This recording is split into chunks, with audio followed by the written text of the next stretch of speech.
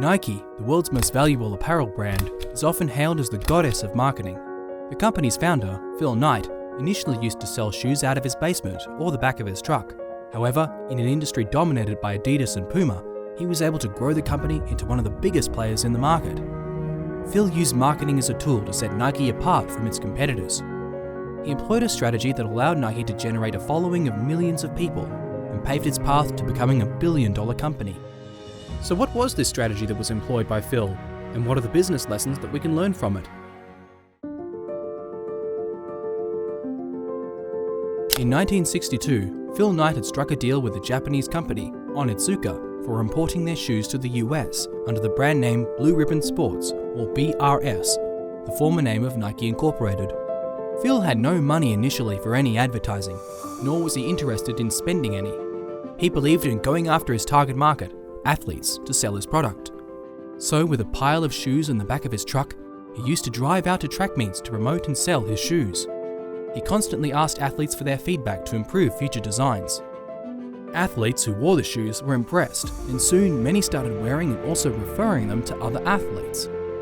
Thus, through personal selling, catering to the needs of his market, and word-of-mouth publicity, Phil was able to grow BRS from the back of his truck to several retail stores in a decade. But this was just the beginning of the company. In the early 1970s, after parting ways from the Japanese company Onitsuka, BRS decided to produce their new line of shoes called Nike. Phil got the company's swoosh symbol designed from an acquaintance, for which he paid $35. In the first half of 1970, BRS saw its sales rise from 10 million to 270 million.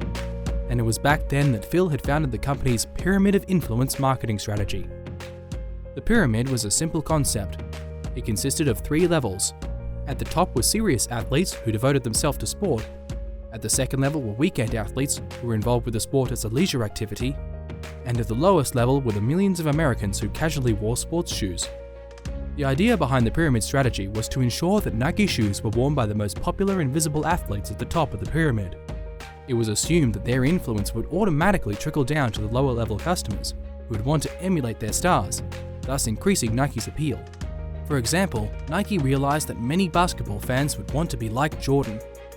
Nike understood their wish and used it to sell its products. The company reasoned that if people wanted to be as good as Jordan athletically, or were inspired by him, they would also want to look like him and wear the shoes that he played in. Phil once said, "It was clear to me that to see famous athletes wearing Nike shoes was more convincing than anything we could say about them." This strategy was extremely successful and helped Nike acquire 50% of the US's athletic shoe market by 1980. But Nike was turning a blind eye to a major flaw in their idea, and it was this flaw that pulled Nike back to earth in the 80s. By the mid-80s, Nike sales were stagnating, and in 1985 the company was in the red for 2 quarters. Even Reebok, which had just been established in the US a few years ago, overtook Nike in terms of sales in the late 80s. Phil and everyone at Nike kept rubbing their heads to find out the problem with the company. This is when they discovered the flaw in their pyramid marketing strategy. When employing the pyramid strategy, Nike was directing all its efforts towards addressing the needs of the athletes at the top of the pyramid. All the shoes were made while focusing on the requirements and wants of the top athletes. But about 60% of the company's shoe sales came from people who didn't even use the product for the actual sport. Nike believed that by catering to the needs of the top group, creating shoes that they wanted, Nike would be easily able to sell the product to the rest of the people in the pyramid. But this was too much of an oversimplification. For example, if we take something simple like the color of the shoe.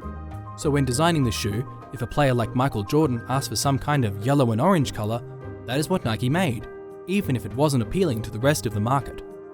One of Nike's racing shoes, the Sock Racer, failed for this exact reason. They made it bright bumblebee yellow, which was not what customers wanted. This is when Nike realized that it was important to address the needs of the athletes at the top of the pyramid, but at the same time, they had to put equal emphasis on the needs and wants of the people at the lower levels of the pyramid. They shifted their focus from the product to the customer and understanding the wants of the customer. This shift in their vision helped Nike get back on track. By 1991, Nike had become the world's first sports and fitness equipment company to surpass $3 billion in total revenues. The company continued its growth and today is one of the most recognizable brands across the globe.